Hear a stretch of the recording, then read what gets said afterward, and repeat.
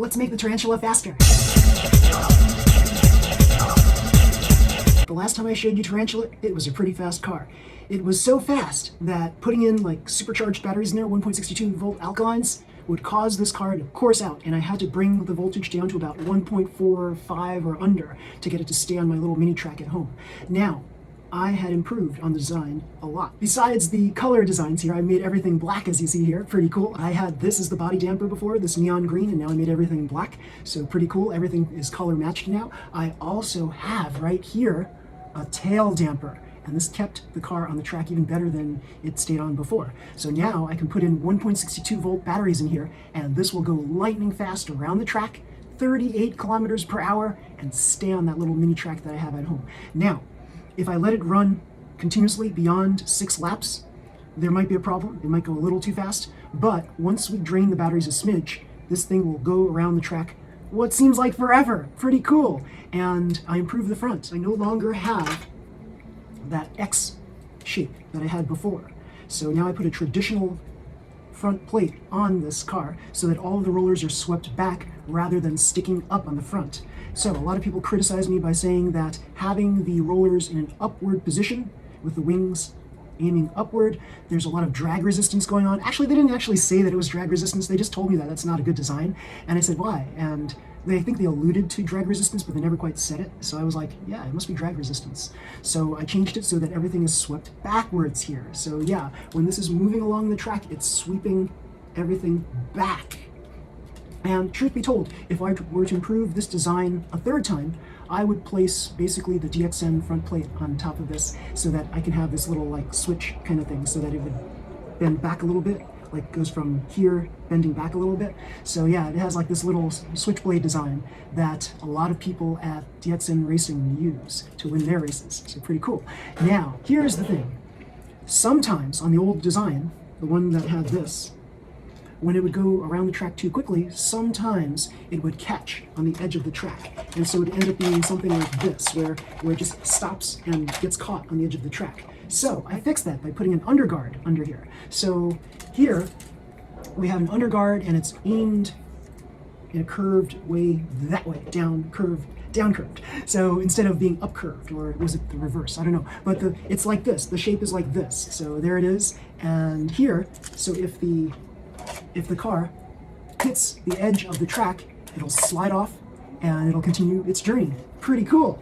Now, there's one thing that I have not tested my theories on, and that has something to do with jumping off of a jump and then landing basically on a wavy part. And I have a solution in my mind as to how to fix that.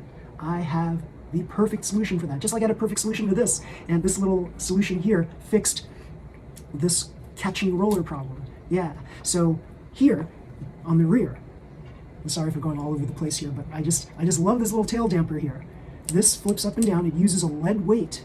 So this is the multi-chassis balance weight. This is item number 15343, and it comes in a package of all of these little lead weights that you kind of break off. It's almost like a big cake, and you break off these pieces or biscuits or something, whatever they are, and yeah, you attach them onto your tail damper here, as you see. So I have a 3-gram weight on here, attached right here, and I decided to have less weight on my flippy damper right here, my flippy tail damper. So I reduced the weight from the pancake weights to these little tiny, narrow, slimline dampers right here. And truth be told, right, you may say, oh, well, why do you need those weights for when you have this thing over here? Well, you need something to weigh this down so that when it goes on a jump and this flips up, it comes back down. So you need a little bit of weight on there to cause that thing to flip down properly. So yeah, so this very little amount of weight is just enough to get it to flip back down. And yeah, then right here, everything is even, perpendicular, as you see here. Very nice. I taped up the bottoms here, on the front and the back. Pretty cool. Anything else here? Let's see. I think those are the major changes there. But the front plate, as you see here, I shaped this tail plate, and I shaped this to be the same as this shape here, the underguard. And I also shaved off some pieces here so that they would not interfere so much with these rollers here, so that this would slide off in case it ever did catch on the side of the track. So pretty cool. And the reason why I wanted this kind of a design here, as you see here, it's a double top and bottom right here, top and bottom, so that if this ever crashes into a wall, these posts right here won't bend backwards like they sometimes do in my other designs. So yeah, I'm kind of sick of these posts bending backwards, so I decided to have like a little bit of clearance right there between, as you see here, the top part of the pancake and the carbon plate. And yeah, this has run in head on to another car before, and yeah, I came away unscathed because these are like very tough fronts here. It's got a double plate, glued double plate front, just like my B-Max cars. Yeah, so it's pretty strong. Now, with all of these added things, this has increased in weight by 10 grams, but it seems to be worth it because now the car is a lot more stable and it can whisk around the track and it could beat my other cars. Yes, pretty cool. Mach dash motor stays on the track. This is a demon speed type car. Yeah, pretty cool. And yeah, it looks so slick too. It's all black, the Tarantula. Very, very cool. So yes, I love this. This is pretty darn cool. And yeah, you know that the MA chassis is a very stiff and sturdy chassis. It's going to withstand a lot of abuse compared to other chassis out there. So yeah, this car is going to last for a while. For my other cars, I improved the design of them here. I wanted to have a little more stability by adding this 8-9mm roller up top here so that it can traverse the lane changers even better than it does. So pretty cool here. I just need to make this a little bit longer here because I want these, the front dampers here to have a little bit more rise on the posts. There's not enough rise here. So one thing I could do, because it's a double plate right here, one thing I could do is to remove this lock nut here and replace it with a thinner lock nut, and yeah, that might be the solution right there. Or I can use longer screws. So yeah, that's a possibility too. And I'm going to also try replacing these ball stabilizers with rubber pipes, and we'll see how that goes. I'm beginning to like the rubber pipe look. So yeah, all these balls, they kind of like are cool when you're starting out making these cars, but after a while they end up making it look more like a toy than a serious car. So I'm going to try to replace as many of these ball stabilizers with rubber pipes as possible, and maybe just relegate these ball things to my tune class cars, right? Because I think you're not allowed to cut things in tune class, so I think the rubber pipe stuff, I don't think you're allowed to use rubber pipes in tune class, but your mileage may vary. It depends on the racing organizer, blah, blah, blah. So yeah, pretty cool.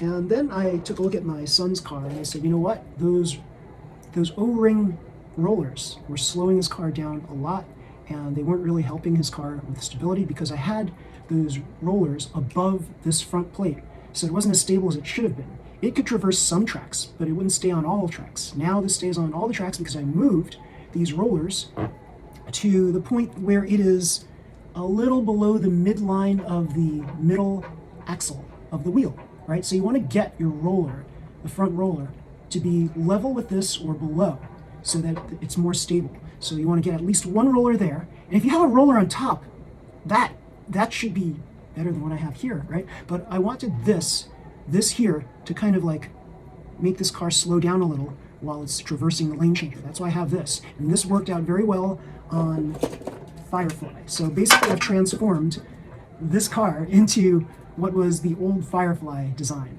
So yeah, pretty cool. I just want to go a little faster with the current Firefly, and that's why I changed it to have the 8-9mm rollers. So very cool here, and this does not have my Flexiplate design. My son said, no, I don't want your Flexiplate design, it looks too complicated, blah, blah, blah. So here I have just the traditional rear plate, and yeah, pretty cool, and it's pretty fast, and I like it, yeah. So here's the speed test here with this car versus my other cars. 1.62 volt batteries, alkalines, in here, Mach dash motor.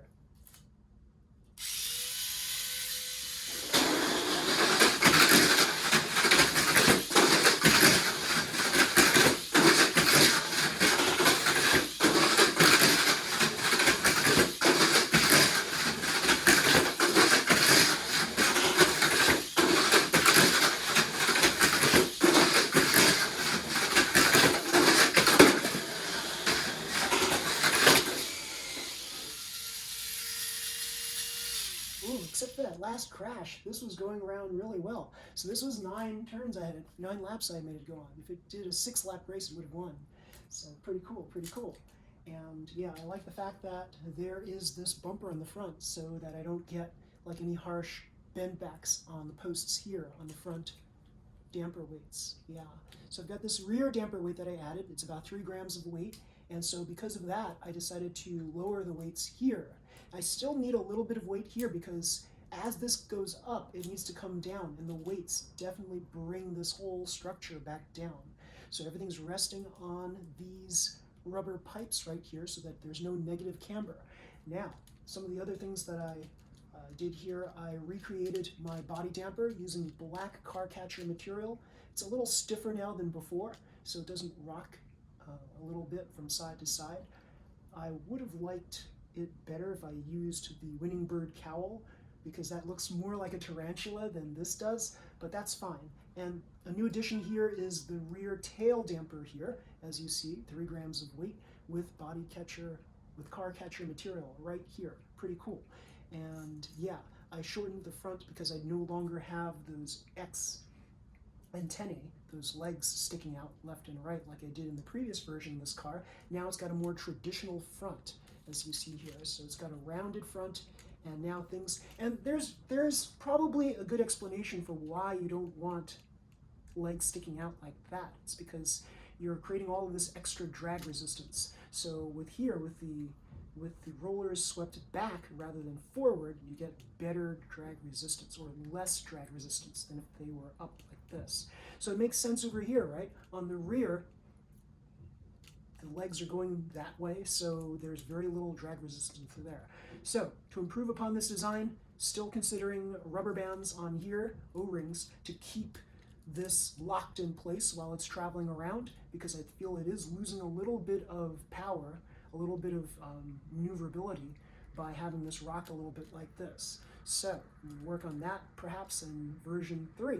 But otherwise, this is going as fast as I'd like it to go. Given that it's got a Mach Dash motor in there, at 1.62 volts, it pretty much stayed on the track, as you see there, whereas the previous incarnations of it would just fly off the track with 1.62 volts. So I'm glad that it was able to stay on the track and compete favorably against my other cars.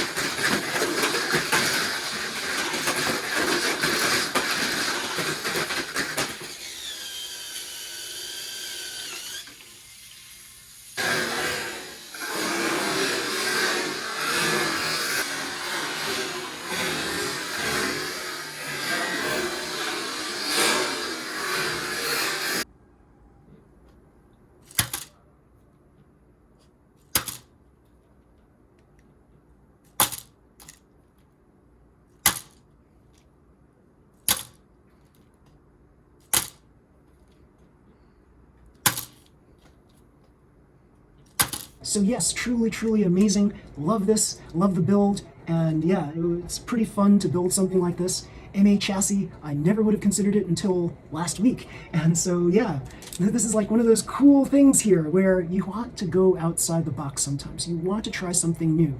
Try not to make cookie cutter mini 4-wheel drive cars, because if you copy other people's designs, all you're doing is you're making a McMini. And who wants a McMini? Don't you want something that looks unique and totally, totally different, and something that's unique to you? That's what it's all about. Use your own creativity to try to make your car uniquely you.